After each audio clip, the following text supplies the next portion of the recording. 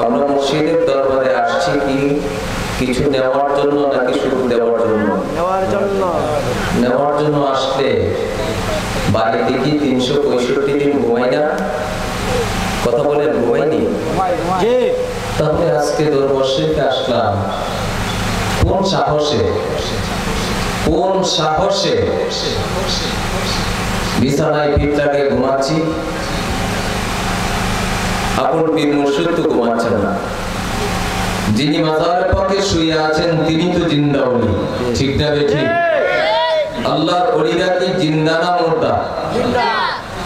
আজকে কোনো বেশি কথা বলবো না, সর্বোচ্চ আধা ঘন্টা কথা বলবো। আমাদের আরেকজন মেহমান আছেন, আল্লামা জাহাঙ্গীর আলম জালালী সাহেব আসবেন। ফজর পর্যন্ত আপনাদেরকে নিয়ে শান আজমতের জিকির করবেন। রাজি আছি সবাই? ইনশাআল্লাহ। জিনার দরবারে আসছি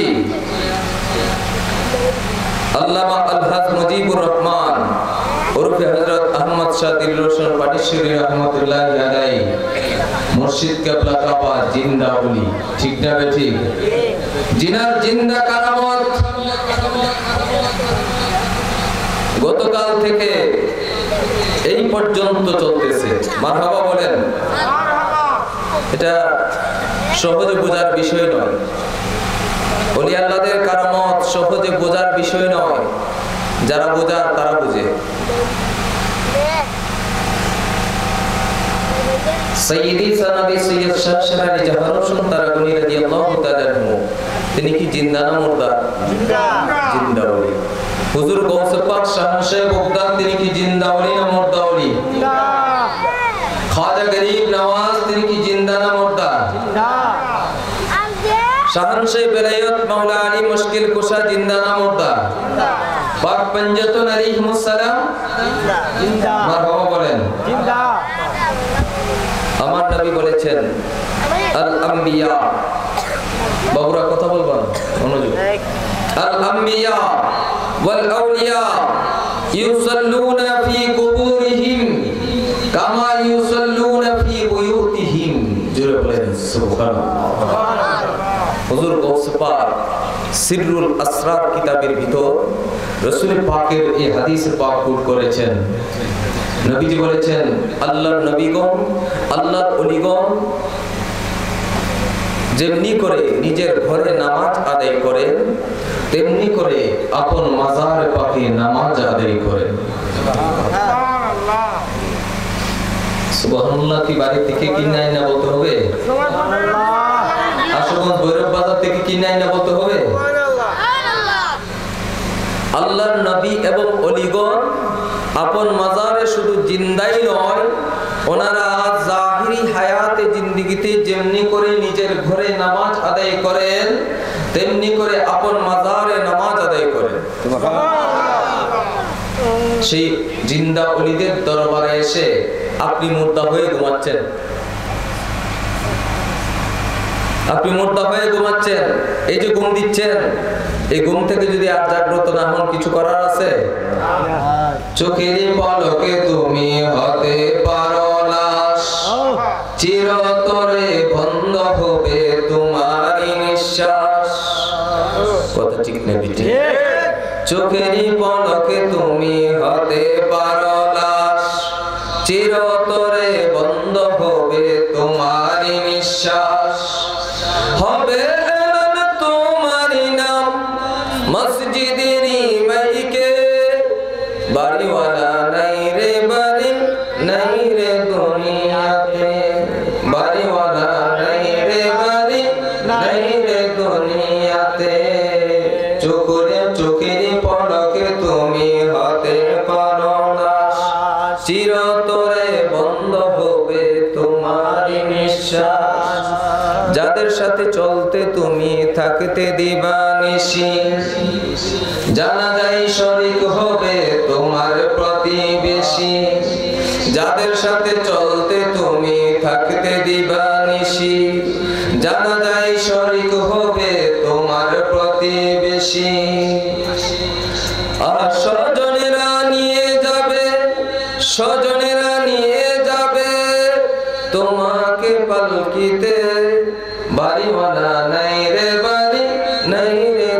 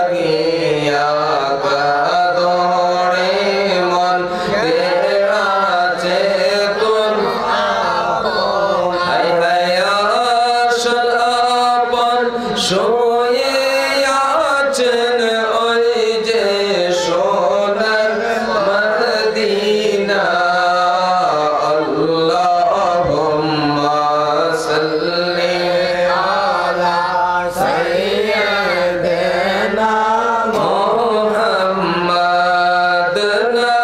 নাবিয়ানা সাল্লি আলা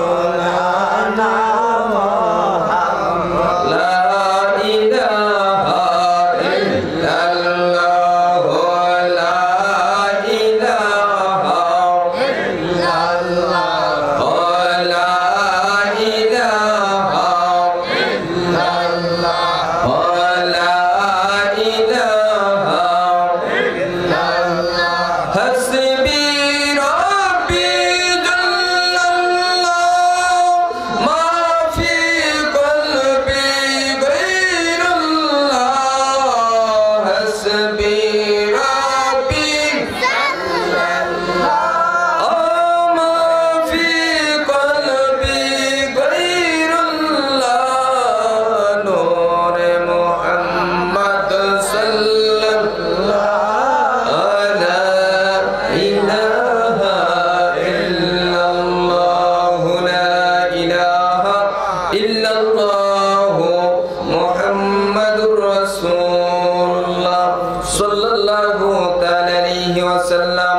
আমার পানিশ্বর শাহী দরবার শরীফের আশিকিন মুহিব্বিন জাকিরিন শাকিরিন আমার মুরব্বি বাবাদিরা, যুবক বাবারা, বন্ধুরা, স্নেহের কচি কাঁচা মাসুম বাচ্চারা, পর্দানশীল মা বোনেরা, নূর নবীকে হাজির ও নাজির জেনে আমাদের মহান মুর্শিদ কিবলাকে হৃদয় ধারণ করে কলবের দিকে মুতাওয়াজ্জু হয়ে চক্ষু বন্ধ করে জবানটাকে খুলে উচ্চ আওয়াজ দিয়ে অল্প সময় মহব্বতে ইসমে আজমের জিকির করেন আল্লাহ আল্লাহ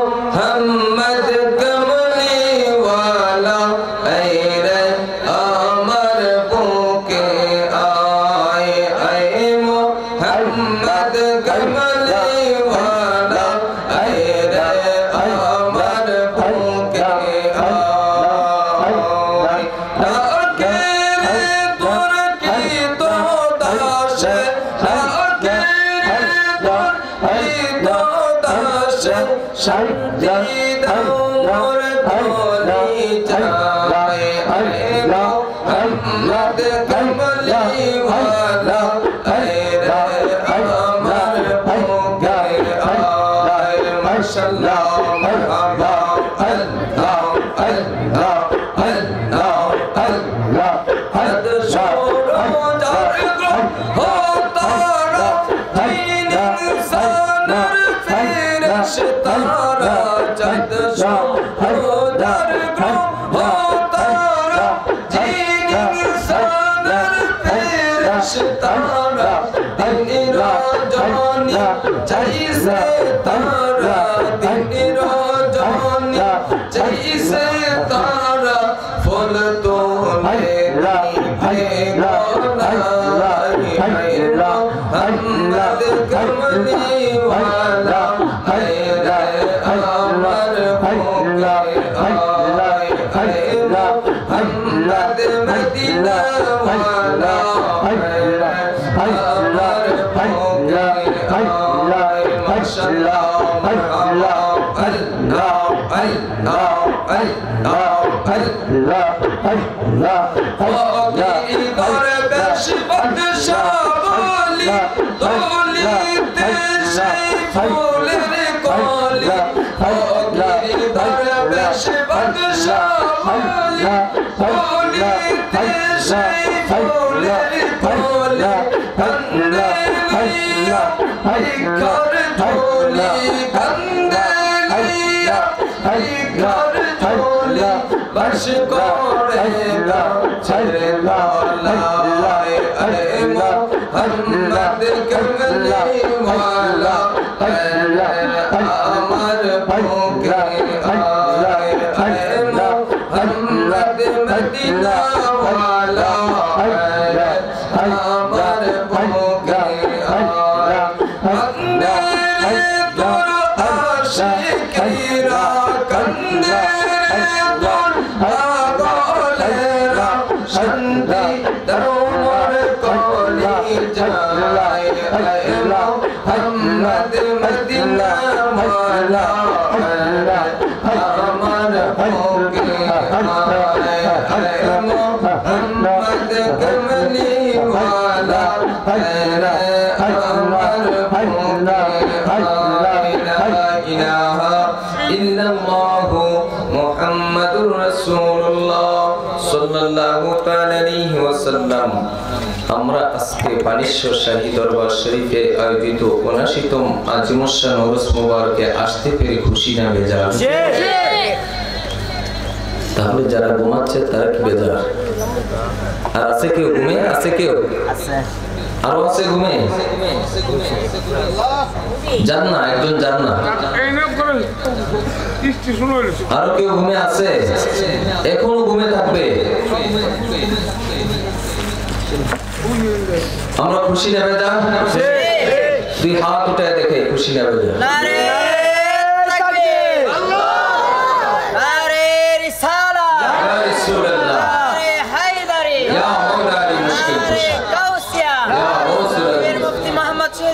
বানেশ্বরী সাহেব শাহী দরবার শরীফ। আল্লাহর ওলির দরবারে আসলে জীবনের গুনাহ মাফ হয়। আল্লাহর ওলির দরবারে আসলে জান্নাতি হওয়া যায়। দলিল আছে না নাই? দলিল। আজকে আমার উস্তাদজিকে পাশে বসে আসলে আল্লাহর ওলিদের কারামত, আল্লাহর ওলির দরবারে আসছি খুব গভীর মনোযোগ। মাগরিবের পর থেকে এই পর্যন্ত রাত ৩টা পর্যন্ত যথেষ্ট ওয়াজ শুনছেন। এই সময়টা হচ্ছে প্রেমের সময়। এই সময়টা প্রেমের সময়, রব্বে কারীমের সাথে প্রেমের সময়, বান্দার প্রেমের সময়। এই সময় রাসূল পাকের সাথে প্রেমের সময়। এই সময় পীর মুর্শিদের সাথে প্রেমের সময়। রিয়াজুস সালিহিন কিতাবের মধ্যে ঘটনা নকল করা হয়েছে। বুখারী এবং মুসলিম শরীফের মধ্যে যে হাদিসে পাক কোট করা হয়েছে, বনি ইসরাইলের এক ব্যক্তি ৯৯টা খুন করেছে। কয়টা? মনোযোগ আসেনি? ৯৯টা খুন করেছে। দলিল মোতাবেক, ফতোয়া মোতাবেক যদি কেউ ইচ্ছাকৃতভাবে একজন মানুষকে হত্যা করে, খুন করে, সে চিরস্থায়ী জাহান্নামী। এবার বলেন, ৯৯টা খুন করেছে এই ব্যক্তিরা কি জান্নাতি না জাহান্নামী? শরীয়তের ফায়সালা ফতোয়া অনুযায়ী এই ব্যক্তি কি জান্নাতি না জাহান্নামী? জাহান্নামী। হঠাৎ করে সেই ব্যক্তিটা একজন আল্লাহর ওলির দরবারে গেলেন। ওলির দরবারে নয়, একটা মাহফিলে বসলেন। হাদিস শরীফ, বুখারী মুসলিম শরীফের হাদিস, রিয়াজুস সালিহিন কিতাবের মধ্যে নকল করা হয়েছে। ওলির দরবারে গেলেন একজন আল্লাহর ওলি, হক্কানি রব্বানি আলিম দ্বীন। ওনার জবান থেকে বয়ান শুনলেন যে বান্দা যত বড় অপরাধ করুক না কেন, রব্বে কারীমের বান্দার অপরাধ যেখানে শেষ, সেখান থেকে রব্বে কারীমের রহমতের দরবার শুরু। তাহলে এই ওয়াজটা যখন শুনলেন, এই ব্যক্তি ৯৯টা খুন করা ব্যক্তি চিন্তা করলেন, আমি এবার যা করেছি জীবনে ভুল করেছি, অন্যায় করেছি, আমি এখন আমার গুনাহ মাফের জন্য বের হয়ে যাই। সুবহানাল্লাহ। শত শত মাইল দূর থেকে বানেশ্বর শাহী দরবার শরীফে আসছেন কিছু পাওয়ার জন্য। আল্লাহ রাসূল মুর্শিদের দরবার থেকে কিছু কিছু পাওয়ার জন্য। তাহলে এই ব্যক্তি দৌড়াইতে শুরু করলেন, কিন্তু তার যে অভ্যাস খুন করে, সে তরবারিটা, ছুরিটা, ধারালো চাকুটা তার কোমরের মধ্যে রাখছেন। সুবহানাল্লাহ, সুবহানাল্লাহ। কোমরের মধ্যে রাখছেন ধারালো চাকু, ছুরি। যাচ্ছেন, যেতে যেতে যেতে যেতে যেতে যেতে গিয়ে দেখলেন একজন হুজুর দাঁড়িয়ে আছে, টুপি আছে, পাগড়ি আছে, জুব্বা আছে, সব কিছু আছে, কিন্তু তার মধ্যে তরিকত নাই, হাকিকত নাই, মারিফত নাই, শরীয়ত আছে শুধুমাত্র। নবী পাকের প্রেম নাই, পাক পঞ্জতনির প্রেম নাই, ভালোবাসা নাই, আউলিয়া কেরামের ভালোবাসা নাই, আছে শুধু শরীয়তের মোল্লাগিরি। তার কাছে গিয়ে বললেন, হুজুর, আমি তো ৯৯টা খুনের আসামি, আমাকে রব্বে কারিমের দরবারে ইলাহি থেকে মাপ পাওয়ার মতন, ক্ষমা পাওয়ার মতন কোন ব্যবস্থা আছে কি? এই হুজুরের কাছে তো কোনো তরিকতের শিক্ষা নাই। হুজুর বলে দিলেন সরাসরি, সর্বনাশ, একটা খুন করলে চিরস্থায়ী জাহান্নামী, আপনি খুন করেছেন ৯৯টা, কোনোভাবেই মাফ পাওয়ার ব্যবস্থা নাই। বলা মাত্র তার সেন্টিমিটার আরো বেশি গরম। কই কি রে হুজুর, আমি ওয়াজটা শুনছিলাম, আশা করে বের হয়েছিলাম, মাপ পাবো, হুজুর বলেটা কি? সাথে সাথে সে বলে উঠলো, হুজুর থামেন, স্টপ, ১ ইঞ্চি নড়াচড়া করবেন না। ৯৯টা খুন করছিলাম তো ভালো, এখন আপনাকে দিয়ে সেঞ্চুরি পূরণ করব। সুবহানাল্লাহ, আপনাকে দিয়ে ১০০ পূরণ করব, নড়বেন না। সাথে সাথে তরবারি লাগাই দিলেন, গলা কেটে পড়ে গেল। খুন কয়টা হলো? কয়টা? এবার তার মাথা কি গরম না ঠান্ডা? মাথা গরম। দৌড়াইতেছে দৌড়াইতেছে, যেতে যেতে যেতে যেতে গিয়ে দেখলেন তরিকতের গোলামি করতে করতে, যেমন আমাদের পানিশ্বর শাহী দরবার শরীফ মহান মুর্শিদ করিম আল্লামা আহমদ শাদির রোশন পানিশ্বরী কেবলা কাবার গোলামি করতে করতে অনেক মুরব্বী আছেন, অনেক চলে গেছেন। জনাব মরহুম মুফতি ওয়ারিস মেম্বার সাহেব চলে গেছেন, জনাব ফজলুল হক ফকির সাহেব আছেন, এরকম করে অনেক মুরব্বীরা চলে গেছেন, যুগের পর যুগ মুর্শিদ করিমের গোলামি করছেন। এই মানুষগুলোর কাছে কোনো বাতেল মৌলবী এসেও টিকবে না, ১ সেকেন্ডও টিকবে না, কারণ এরা তরিকতের গোলামি করতে করতে করতে করতে কলবটাকে জিন্দা করে ফেলেছে। তাহলে এরকম একজন মুরব্বী বৃদ্ধ মানুষ বসে আছেন, বাবা গো, সামনে দিয়ে চলে যাচ্ছেন পেরেশান, ডাক দিলেন, বাবা তুমি এত পেরেশান কেন? এত পেরেশান আমার কাছে একটু বলো। লোকটা বলে, মুরব্বী মানুষ ডাক দিছে, কথাটা একটু শুনি। মুরব্বীদের কথা শোনার দরকার আছে না নাই? মুরব্বীদেরকে সম্মান শ্রদ্ধা করবার দরকার আছে কি নাই? কথাটা শুনি। কাছে গেলেন, বাবা, বাবা গো, আমি এত পেরেশান, আমি ১০০ খুন করেছি, এখন আমার মাপ পাওয়ার মতন, রব্বে কারিমের দরবারে ইলাহি থেকে ক্ষমা পাওয়ার মতন কোনো ব্যবস্থা আছে কি? এই তরিকতের মানুষটা সাথে সাথে বলে ফেললেন, হ্যাঁ বাবা, তোমার মাপ পাওয়ার, মাপ চাওয়ার, মাপ পাওয়ার ব্যবস্থা আছে। সুবহানাল্লাহ। এবার তার মাথাটা কিছুটা ঠান্ডা হলো। হুজুর, কি করে আমি মাপ পাবো? কোথায় গেলে মাপ পাবো? আমাকে একটু রাস্তা দেখিয়ে দেন, আমাকে তওবা করান। বলে, না, আমি তওবা করাবো না, আমি তওবা করাতে পারবো না। এই যে যাও, সামনে যে গ্রামটা দেখা যাচ্ছে, ওই গ্রামে একজন আল্লাহর ওলি আছে, আল্লাহর ওলির কাছে যাও, আল্লাহর ওলির কাছে গিয়ে হাত রেখে তওবা করো, বায়াত গ্রহণ করো, আল্লাহ পাক আল্লাহর ওলির ওসিলায় তোমাকে চিরদিনের জন্য মাফ করে জান্নাতি বানিয়ে দিতে পারেন।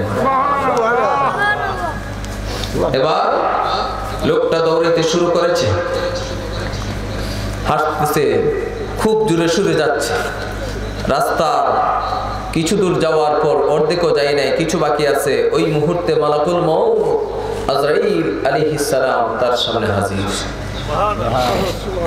আজরাইল এসে বলে, তুমি আর এক কদম সামনে বাড়বা না, তোমার হায়াত শেষ, তোমার হায়াত শেষ, তোমার জান এখন কবজ হবে। লোকটা বলে, আপনি কে? বলে, আমি মালাকুল মউত আজরাইল, আমি যাকে ধরি ছাড়ি না। এক কদম সামনে যাবা না? বলে, আমি অনেক বড় অপরাধী, আমি অনেক বড় দোষী, আমাকে একটু সামনে যেতে দেন, আমি আল্লাহর ওলির কাছে গিয়ে তওবা করে আমার জীবনের গুনাহটা মাফ করানোর চেষ্টা করি। সুবহানাল্লাহ। আজরাইল সামনে যাইতে দিলেন না, রূহটা কবজ হয়ে গেল, লাশটা পরে আসলো, ডেড বডি। জাহান্নামের ফেরেশতারা দৌড়ে চলে আসলো, জান্নাতের ফেরেশতারা চলে আসলো। জাহান্নামের ফেরেশতারা বলে, লোকটা জাহান্নামী, 100 খুনের আসামি। জান্নাতের ফেরেশতারা বলে, সে জান্নাতি, সে মাফ চাওয়ার জন্য আল্লাহর ওলির দরবারে যেতেছিল। সুবহানাল্লাহ। এবার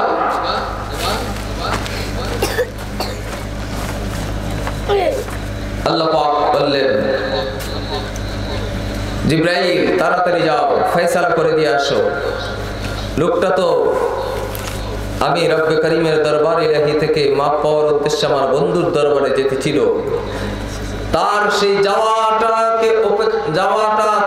যাইতে শুরু করেছিল, আমি আল্লাহ তাকে মাফ করে জান্নাতি বানিয়ে দিয়েছি। তাহলে আল্লাহর ওলির দরবারে আসলে লাভ হয় না ক্ষতি হয়? কথা বলেন, লাভ হয় না ক্ষতি হয়? জিবরাইল আমিন আসলেন, এসে ফয়সালা কি দিবেন? বললেন, কিভাবে ফয়সালা করব আল্লাহ? জাহান্নামের ফেরেশতারা মানবে না, জান্নাতের ফেরেশতারা মানবে না, নিতে যাবে দুই দলেই। কিভাবে ফয়সালা দিব? আল্লাহ বলেন, যাও তুমি গিয়ে রাস্তাটা মাপ দিবা, যেখান থেকে সে নিয়ত করে রওনা হয়েছে আমার বন্ধুর দরবারে, সেখান থেকে তার ডেড বডি যেখানে পড়ে আছে সেই পর্যন্ত জায়গা বেশি, রাস্তা বেশি না সামনের জায়গা বেশি? যদি পিছনে বেশি থাকে, সামনে কম থাকে, সে জান্নাতি। আর সামনে যদি বেশি থাকে আর পিছনে কম থাকে, তাহলে সে জাহান্নামী। সুবহানাল্লাহ। জিবরাইল আমিন আসলেন, মাপ দিতে শুরু করলেন। আসলে মূলত পিছনে রাস্তা কম ছিল, সামনে বেশি ছিল, যাওয়ার রাস্তা বেশি বাকি ছিল। আমার আল্লাহ বলেন, জিবরাইল তুমি মাপ দিবা, আমি আল্লাহ কুদরতি ভাবে পিছনের জায়গাটা বাড়ায় দিব, সামনে কমায় দিব। কুদরতি ভাবে কমায় দিলেন, সামনে কমায় দিলেন, পিছনে বাড়ায় দিলেন। ফয়সালা এসে গেল, সে জান্নাতি। জান্নাতের ফেরেশতারা তার রূহটা নিয়ে ইল্লিনে চলে গেলেন। জোরে বলেন সুবহানাল্লাহ। এই জন্য আমরা আল্লাহর ওলিদের দরবারে যাই, আল্লাহর ওলিদের হাতে হাত রেখে বাইত রাসূল গ্রহণ করি। ইমাম মালিক মিরকাত শরহ মিশকাতের মধ্যে হাদিসে পাক কোট করা হয়েছে। ইমাম মালিক রাহমাতুল্লাহি আলাইহি সেই হাদিসে পাকের ব্যাখ্যায় লিখতেছেন, যে ব্যক্তি শুধুমাত্র শরীয়তের জ্ঞান অর্জন করলো, তাসাউফ তরিকতের জ্ঞান অর্জন করলো না, সে যেন ফাসিকি করলো। আর যে ব্যক্তি শুধু তরিকত তাসাউফের জ্ঞান অর্জন করলো, সে যেন জিন্দিক নাস্তিক হয়ে গেল। ইমাম মালিক বলেন, আর যে ব্যক্তি উভয় জ্ঞান অর্জন করলো, দুইটা জ্ঞান অর্জন করলো, শরীয়ত তরিকত হাকিকত মারিফত সবগুলোর জ্ঞান অর্জন করলো, সে প্রকৃত মুমিন হলো। জোরে বলেন সুবহানাল্লাহ। আমরা কি মুমিন হতে চাই নাকি ফাসিক বা নাস্তিক হতে চাই? মুমিন হতে চাই। মুমিন হতে চাইলে দুইটা এলেম শিক্ষার জন্য, শরীয়তের এলেম মাদ্রাসা, স্কুল, কলেজ, ইউনিভার্সিটিতে পাওয়া যায়, বই পুস্তকে পাওয়া যায়। তরিকতের এলেম শিখতে হলে এটা সিনার এলেম, সিনার এলেম। এই এলেম পাওয়ার জন্য, এই জ্ঞান অর্জন করবার জন্য কামেল প্রিয় মসজিদের দরবারে বায়াত রাসূল গ্রহণ করতে হয়। জোরে বলেন সুবহানাল্লাহ। আমি কথা খুব সংক্ষিপ্ত বলবো। আজকে আমরা যেই দরবারে এসেছি, পাক পাঞ্জাতন কমিটি বাংলাদেশ কর্তৃক পরিচালিত পানিশ্বর শাহী দরবার শরীফ দিল রোশন সুন্নিয়া হাফিজিয়া আলিয়া মডেল মাদ্রাসা এতিমখানা, পাক পাঞ্জাতনের মহব্বত মুক্তির পথ পাক পাঞ্জাতনের মহব্বত মুক্তির পথ।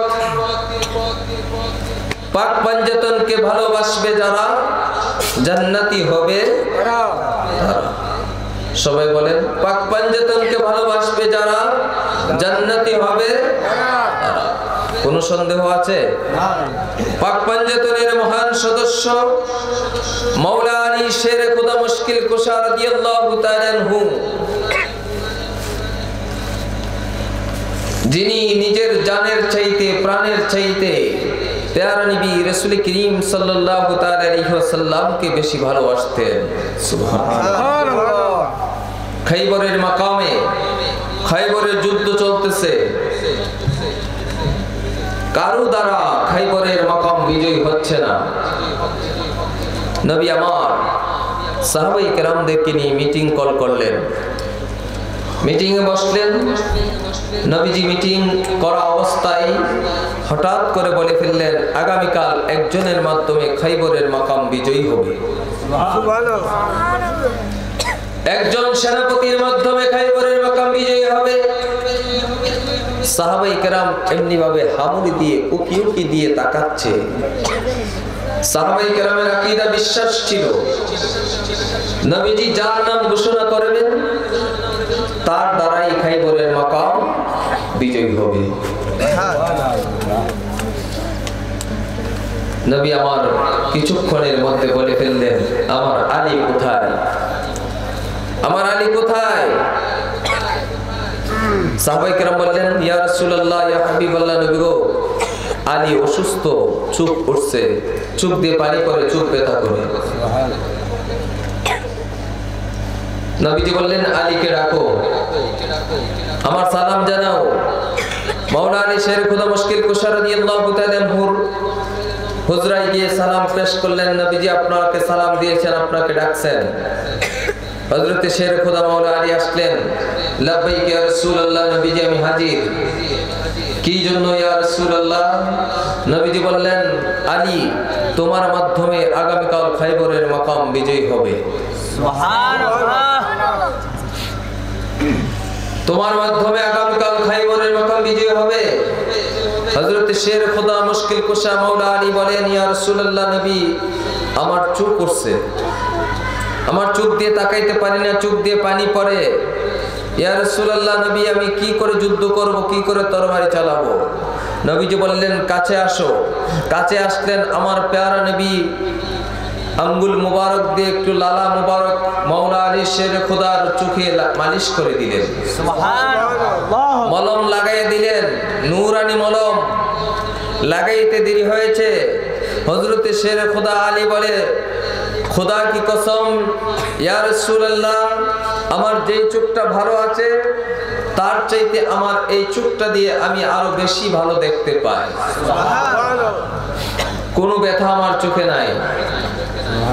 নবীজি জুলফিকার তরবারি দিয়ে দিলেন, যাও। যুদ্ধের পোশাক পরিয়ে দিলেন, আগামীকাল খাইবরের মাকামে চলে যাও। তোমার সেনাপতিত্বে খাইবরের দুর্গ, ইহুদিদের দুর্গটা বিজয়ী হবে। গেলেন, যুদ্ধ শুরু করলেন বীর বিক্রমে। খুব শর্ট করে কথা বলতেছি, খুব গভীর মনোযোগ। অসুবিধা হচ্ছে?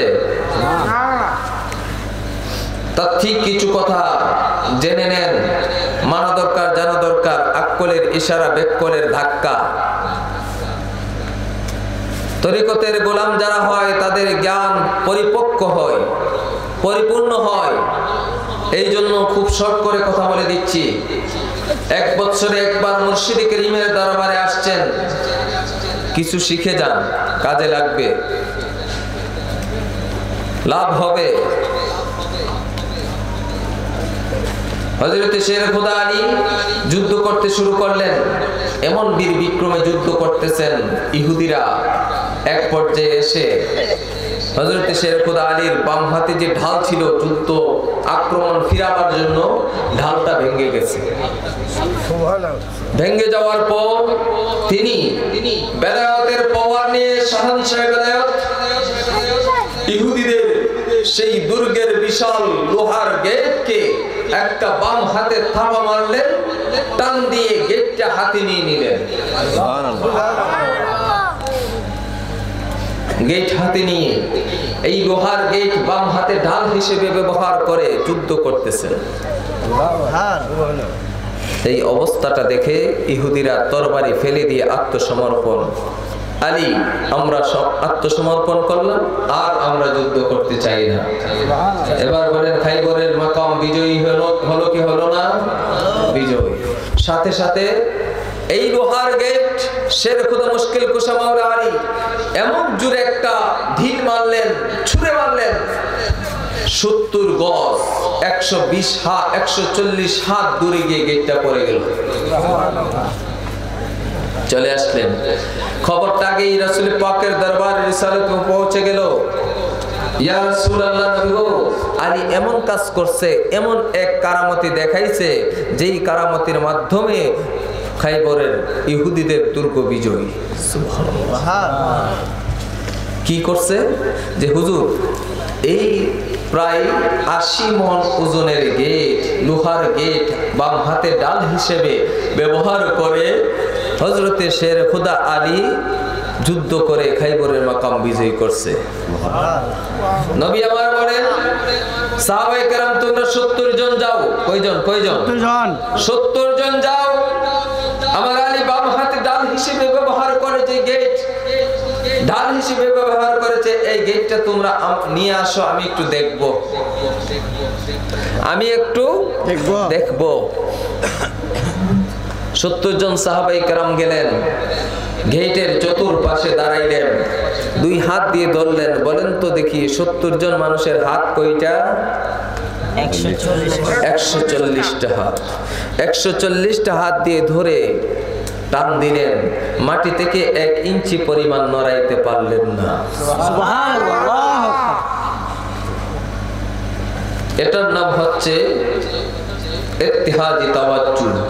আমার রাসূল বলেন, আমার আলীকে যুদ্ধে পাঠায়া আমি নবী মদিনাতুল মুনাওয়ারা মসজিদে নববী শরীফে বসে বসে তাকে আমি এমন একটি ইত্তিহাদি তাওয়াজ্জু দিয়েছি, যার বদৌলতে সে খাইবরের মাকাম বিজয়ী করে চলে আসলো। জোরে বলেন সুবহানাল্লাহ।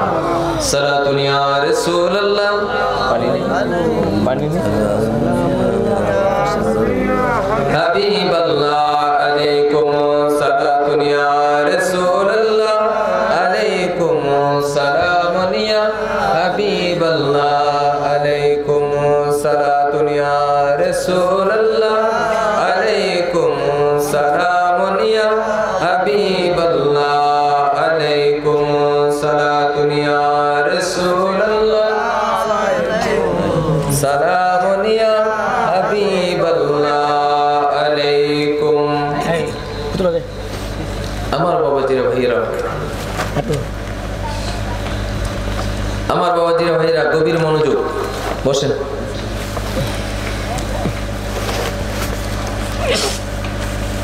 হুজুর গাউসে পাক বেলায়েতের সম্রাট শানশে বেলায়েত শেরে খোদা মুশকিল কুশা মাওলা আলীর সংক্ষিপ্ত একটা কথা বললাম। সুবহানাল্লাহ। হুজুর গাউসে পাক শানশে বুগদাদ বড় পীর আব্দুল কাদের জিলানী আল হাসানী ওয়াল হুসাইনী রাদিয়াল্লাহু তাআলা আনহু, যিনি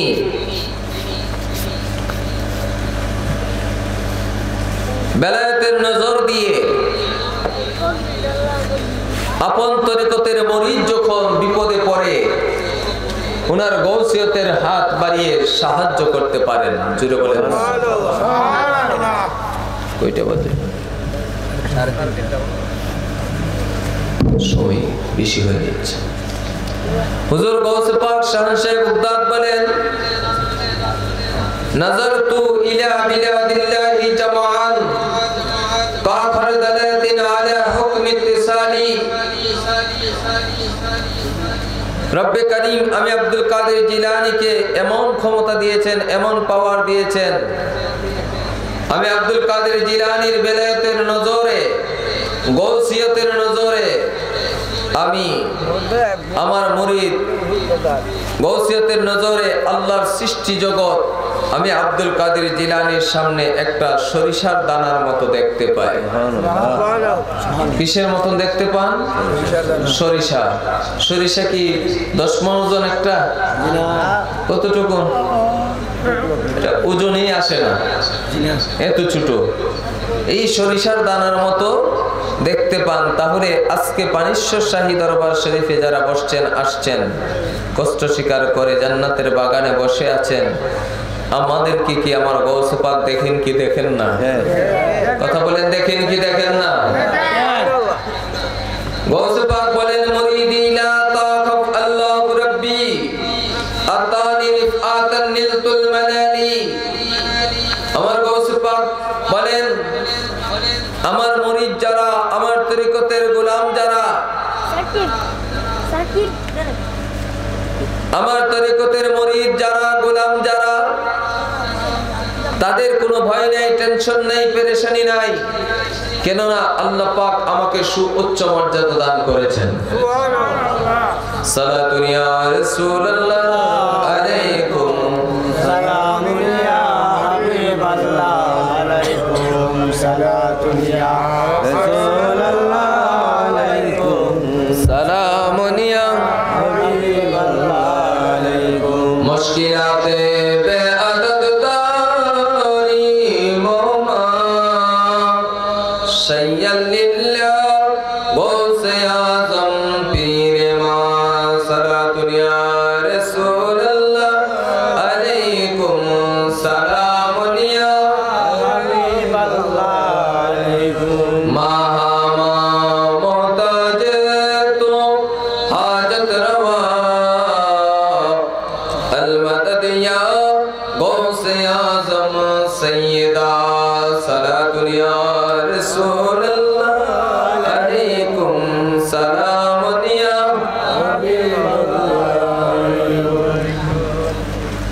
আসুন ধারাবাহিকভাবে আমি আর তিনজনের কথা বলে শেষ করব। হুজুর খাজা গরিব নওয়াজ মঈনুদ্দিন হাসান চিশতি সঞ্জিরি সুম্মা আজমিরি রাদিয়াল্লাহু তাআলা আনহু, যিনি দিনের বেলায় আজমির শরীফে, খানকা শরীফে অবস্থান করেছেন, আর রাতের বেলায় খানে কাবা তাওয়াফ করেছেন। দিনের বেলায় আজমির শরীফে অবস্থান করেছেন, খানকা শরীফে, রাতের বেলায় খানে কাবা তাওয়াফ করেছেন। কেমনে করেছেন? এই পাওয়ার গুলো দিল কে? কথা বলেন। প্রতি বছর হজের মৌসুমে যখন আজমির শরীফ থেকে যারা হজ করতে যেতেন, ওনারা এসে বলতেন, হুজুর খাজা গরিব নওয়াজ তো আমাদের সাথে হজ করেছে, আমাদের সাথে হজ করেছে। তো হুজুর খাজা গরিব নওয়াজের খাদেমগণ বলেন, না হুজুর তো এই বছর হজে যান নাই। তো হুজুর খাজা গরিব নওয়াজের যারা বলতেছেন তারা বলেন, না আমরা দেখেছি হুজুর খাজা গরিব নওয়াজ আমাদের সাথে খানে কাবা তাওয়াফ করেছে। সুবহানাল্লাহ। আমার বাবাজিরা, ভাইরা, পর্দানশীল মা বোনেরা, গভীর মনোযোগ। আমরা যেই দরবারে এসেছি, এই দরবারে মহান মুর্শিদি করিম আল্লামা আলহাজ মুজিবুর রহমান ওরফে হযরত আহমদ সাদিক রোশন পানিশির রাহমাতুল্লাহ আলাইহি কিবলা কাবার আব্বাজান, যিনি ছিলেন আলহাজ আব্দুল মালিক শারেন সাহেব, মারহাবা বলেন।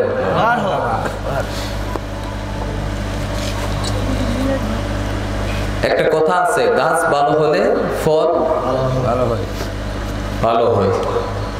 হাজী আব্দুল মালিক শারেন সাহেব, তিনিও আমাদের মহান মুর্শিদি করিম সৈয়দি সনদি সৈয়দ শাহ শের আলী জাহার হোসেন তারাগনি রাদিয়াল্লাহু তাআলা আনহুর কাছ থেকে খেলাফত পেয়েছেন। ঠিক না ঠিক? কথা বলেন, ঠিক না ঠিক? 1946 ইংরেজি সনে খেলাফত পেয়েছেন। সাথে সাথে ফাল্গুন মাসের দ্বিতীয় রবিবার আজকের এই দিনে উরুস করবার অনুমতি পেয়েছেন। এবং সৈয়দি সনদি শাহ সাহেব হুজুর কেবলার নূরানি জবানে পাকে বলেছেন, পানিশ্বর শাহী দরবার শরীফ এবং আজিমুশান উরুস মুবারক কিয়ামত পর্যন্ত জারি থাকবে। আল্লাহর ওলিয়া আওলাদ রাসূলের জবানের কথা মিস হতে পারে? আজকে কততম মাহফিলে আসছেন আপনারা? ৭৯তম উরুসে পাকে আসছেন। যখন আমার জন্ম তো দূরের কথা, আমার আব্বাজান কিবলার জন্ম হয়,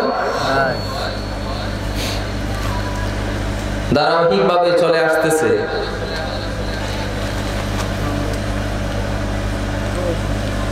আমাদের মহান মুর্শিদ করিম দাদাজান কিবলা, মুর্শিদ কিবলা কাবার আব্বাজান হাজী আব্দুল মালিক শাহের সাহেব, তিনিও সৈয়দি সনদি শাহ সাহেব হুজুর কিবলার মুরিদ ছিলেন। কথা বুঝে আসতেছে? সবাই একটা নারা দেন, নারে তাকবীর। হাতগুলো একটু উঁচা করেন, নারে তাকবীর, নারে রিসালাত, নারে হায়দারি, নারে গৌসিয়া, আজিমুশান উরুস মুবারক। একটু ঘুম আসা তো স্বাভাবিক, রাত ৩টার বেশি, ৪টার কাছাকাছি ঘুম তো আসতেই পারে। তারপরে একটু মনোযোগ দিয়ে শুনেন, হুজুর আসতেছেন, জিকির করবেন, ঘুম চলে যাবে ইনশাআল্লাহ। আমি আজকে খুব তাত্ত্বিকপূর্ণভাবে কথাগুলো বলতেছি। আপনার কোন দরবারে আসতেছি, কি জন্য আসতেছি, কেন আসতেছি, ওনারা কে, কোত্থেকে কিভাবে আমরা পেয়েছি, জানার দরকার আছে না নাই? হাজী আব্দুল মালিক শাহের সাহেব, শাহ সাহেব হুজুর কিবলার মুরিদ, তিনি তারাগঞ্জ দরবার শরীফে গেলেন। যাওয়ার পরে আমাদের পানিশ্বরের অনেক ভক্ত মুরিদানও আছে, অন্যান্য এলাকারও আছে। হুজুরের সামনে বসলেন।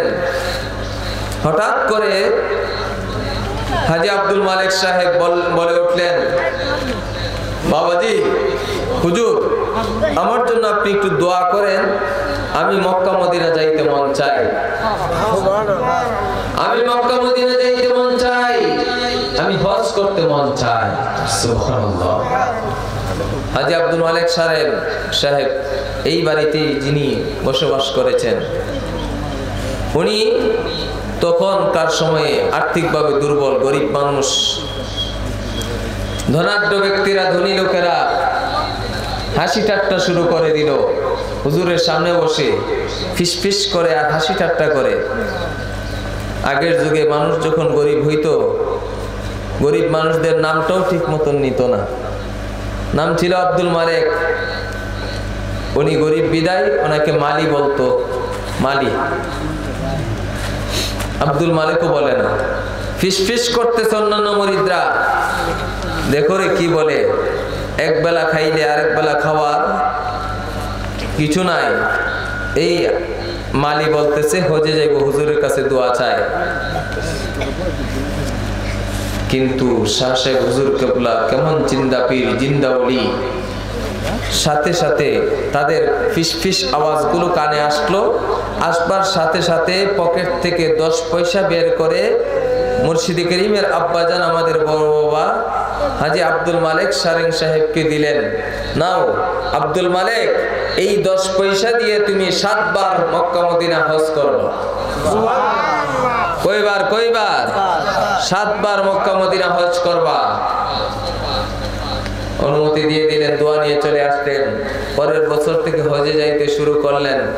একটা নয় 6 বার হজ করলেন। জুড়ে বলেন সুবহানাল্লাহ। 7 বারের মাথায় হজের টাকা দিলেন। যাওয়ার ডেট হয়েছে, যাবেন 2-4 দিন আগে তিনার সমন জারি হয়ে গিয়েছেন, ইন্তেকাল করেছেন, চলে গেছেন দুনিয়া থেকে। কিন্তু ওনার সাথে যারা হজে যাওয়ার নিয়ত করেছেন, যারা গিয়েছেন, তারা এসে প্রচার প্রসারণা করলো যে হাজী আব্দুল মালিক সাহেব আমাদের সাথে সর্বাবস্থায় হজের যত রুকন আহকাম আছে সব কিছু পালন করেছে। জুড়ে বলেন সুবহানাল্লাহ। নির্দ্বিধায় প্রচারিত হয়ে গেল এলাকায়, হাজী আব্দুল মালিক সাহেব 7 বার হজ করেছে। বাড়িটা কার ছিল? সৈয়দি সনদি সৈয়দ শাহ শের আলী জাহারুসুন তারাগনি রাদিয়াল্লাহু তাআলা আনহু, যিনি দোয়া করে দিয়েছিলেন আমরা সেই সিলসিলায় আছি, আমাদের হায়াতে, রিজিকে, জীবনে মরণে, পুলসিরাতে, হাসরে, মিজানে কোথাও কোনো ভয় থাকতে পারে?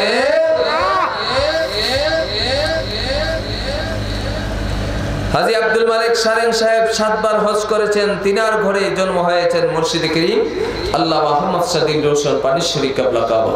মারহাবা বলেন।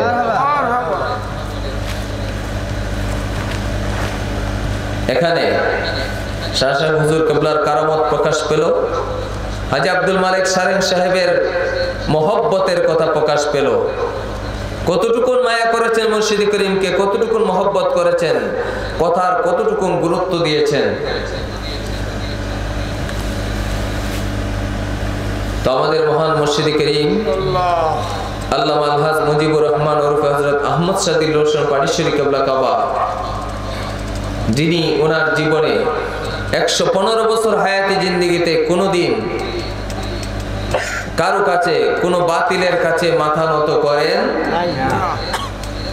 মার খেয়েছেন। বাতিলরা মেরে ব্রাহ্মণবাড়িয়া শহরে ওনার বুকের 3টা হাড্ডি পর্যন্ত ভেঙে দিয়েছিলেন। এরপরেও তিনি কিন্তু বাতিলের কাছে মাথা নত করেন না। ওনার এই শিক্ষা ইমামে আলী মাকাম ইমাম হুসাইন রাদিয়াল্লাহু তাআলা আনহুর শিক্ষার সাথে আছে না নাই? ইমাম হুসাইন সহ পাক পঞ্জতনের শিক্ষা মুর্শিদ করিমের কাছে। বাজিতপুর হুমায়ুনপুরের অনেক লোক আছেন না নাই? আছেন, ওখানে একজন বসা। হুমায়ুনপুরের একজন মুরিদ ছিল, যার নাম ছিল মুর্শিদ করিমের আশিক প্রেমিক পাগল আব্দুল হাসিম পাগলা। মুর্শিদের জন্য পাগল, আর কি বেশি করে ওনাকে পাগলা ডাকতো, আব্দুল হাসিম পাগলা। আমি ছোট্ট মানুষ, ছোট্ট ছিলাম। আমি তখন মুর্শিদ করিমের মাজারে পাক যেখানে, এখানেই মুর্শিদ করিমের ঘর ছিল। এই ঘরে দাদাজান কিবলা থাকতেন, আমি পাশে ছোট্ট একটা খাটে থাকতাম, পড়াশোনা করতাম। দাদাজান কিবলা আমাকে পড়াইতেন। আমার ওস্তাদ জি আমার দাদাজান কিবলাকে দেখছেন মাদ্রাসায় গেছেন। আমাকে মাদ্রাসায় যখন পানিশ্বর মাদিনিয়া গাউসিয়া দাখিল মাদ্রাসায় ভর্তি করেছেন 6-এ, আমার দাদাজান কিবলা নিয়ে ভর্তি করেছেন আমার ওস্তাদ জি। তখন আমার ওস্তাদ দাদাজান কিবলা মাদ্রাসায় যেতেন, আমার ওস্তাদ জি যারা ছিলেন সবাইকে নিয়ে বসতেন। আরো আজকে আমার আরো কয়েকজন ওস্তাদ জি আসছেন, আপনাদেরকে পরিচয় করাই দিতে পারি না। হুজুর কিন্তু অনেক দূর থেকে, সেই হবিগঞ্জ থেকে আসছেন। এখন মানিশ্বর থাকেন না, হুজুর হবিগঞ্জে থাকেন, হবিগঞ্জ থেকে আসছেন।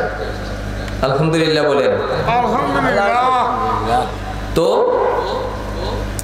হঠাৎ করে সকালবেলা অষ্টগ্রামের লঞ্চটা যখন পানিশ্বর আসতো 9টা, 9:30টার দিকে, 9:30, 10টার দিকে এসে আব্দুল হাসিম পাগলা মুর্শিদ করিমের কদম ধরে কান্নাকাটি শুরু করছেন। হুজুর, বাবা, বাজান, আব্বু, আমাকে মাফ করেন, আমি বেয়াদবি করেছি। সুবহানাল্লাহ। আমি স্বচক্ষে যা দেখা। বলতেছে, কি হয়েছে তোমার, কেন এত হাওয়া করে কান্নাকাটি করতেছো? বলতেছে, বাজান, গত রাত্রে আমি অভাবের তাড়নায় আমার এক বন্ধুর ফান্দে পড়ে মানুষের জমি থেকে ধান চুরি করবার জন্য গেছিলাম। কি চুরি করতে গেছে? ধান চুরি করতে গেছে, ধান কাইটা নিয়ে আসবো। আমি যখন কাঁচি নিয়ে জমিনের মধ্যে নামলাম, ধান গাছে ফুস দিব, ধান কাটবো, ওই মুহূর্তে দেখি আপনি একটা হাতে ছোট্ট একটা ব্যাগ নিয়ে আমার সামনে হাজির। আমাকে বলতেছেন, আব্দুল হাসিম, তুমি কি করতেছো? তুমি অন্যের জিনিস কেন চুরি করতে আসছো? জুড়ে বলেন সুবহানাল্লাহ। আমি বললাম আমার বন্ধুকে, আমি ধান চুরি করব না।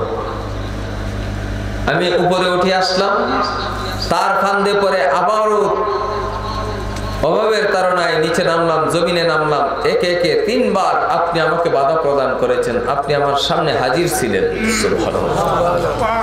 আমি গ্রামে ঢুকলাম, সাথে সাথে গ্রামে যত বাড়িতে আপনার মুরিদ আছে সবার বাড়িতে আমি গেলাম, কোথাও আপনার সন্ধান নাই। আমি সকালবেলা রাতে আর ঘুম আমার হয় নাই, ভোরে লঞ্চে উঠে পানিশ্বর শাহী দরবারে চলে আসলাম, মুর্শিদ আপনার কদমে চলে আসলাম, আপনি আমাকে মাফ করেন। আসলে কি জাহিরি ভাবে উনি হুমায়ুনপুর গেছিলেন নাকি দরবারে ঘুমাইছিলেন? দরবারে ছিলেন। তো হুমায়ুনপুরের জমিনে এখান থেকে প্রায় 50 কিলোমিটার দূরে ভক্ত মুরিদ রাত্রে আব্দুল হাসিম রাত্রে ধান চুরি করতে গেছে, এই জিনিসটা পানিশ্বরের জমিন থেকে দেখতে পেরেছেন আহমদ শাহ কিবলা কাবা। উনি কি জিন্দা ওলি না মুর্দা ওলি? জিন্দা ওলি। কথা বলেন। এই জন্য আমি সাবধান সতর্কতার সাথে আজকে কথাগুলো বললাম। আমি আরো কম সময় কথা বলার কথা ছিল, এই ধারাবাহিকভাবে এই কয়েকটা আমি মেসেজ আপনাদেরকে দেওয়ার জন্য এই গভীর রাতে কষ্ট দিলাম।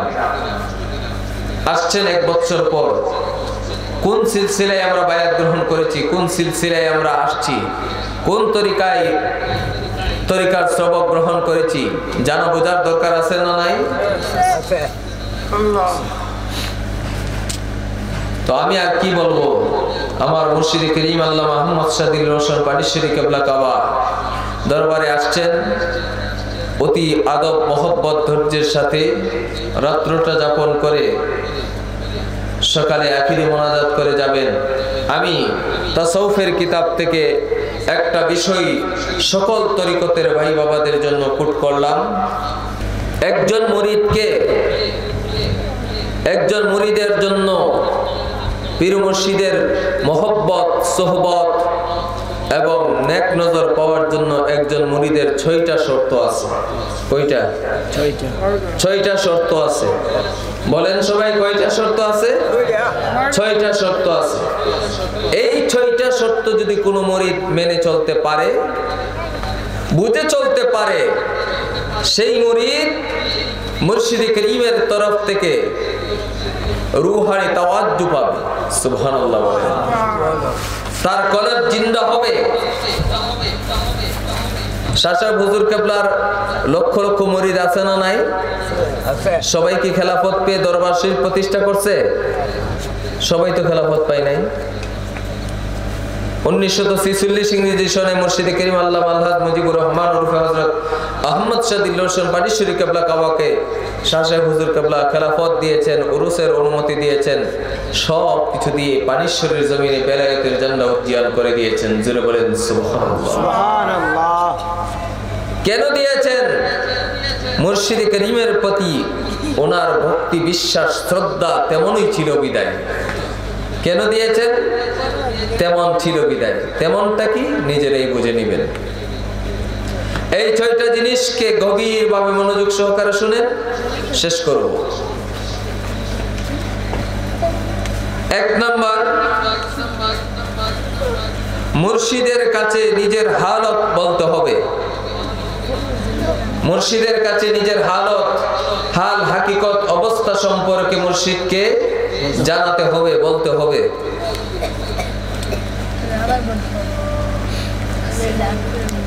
2 নাম্বার, মুর্শিদ যা বলবেন তা মানতে হবে।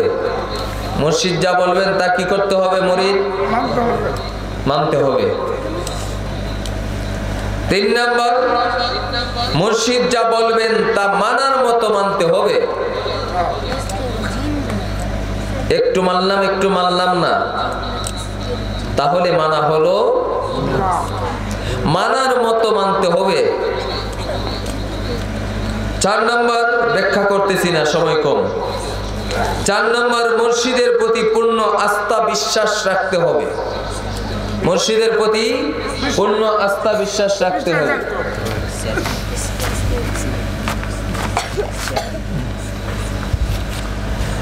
মুর্শিদের প্রতি পূর্ণ আস্থা বিশ্বাস রাখতে হবে।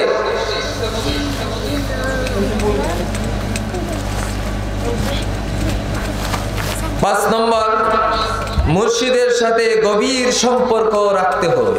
সুবহানাল্লাহ বলে। 6 নম্বর,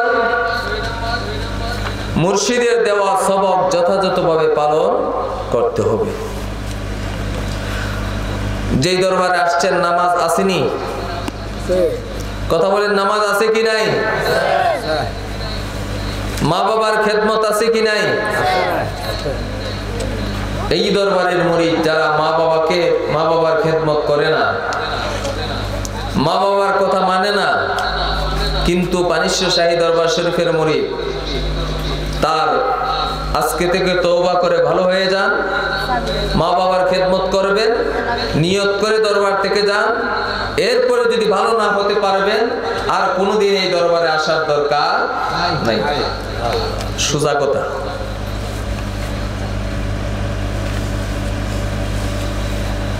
নামাজ পড়ার দরকার আছে কি নাই? রমজান মাস আসতেছে, রোজা রাখার দরকার আছে কি নাই?